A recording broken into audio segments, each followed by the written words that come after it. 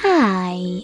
In front of me is VIVO S17 and today I would like to show you how you can turn on or off easy mode.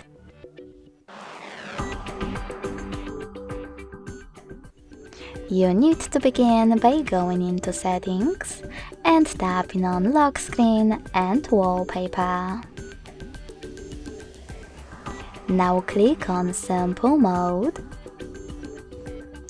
and tap on the grey switcher next to simple mode to activate it. As you can see, easy mode is now on. If you wish to go back to the standard one, go into Devices Settings and tap on Exit Simple View at the bottom. Thanks so much for watching. If you enjoyed this video, don't forget to leave a like, comment and subscribe. Bye!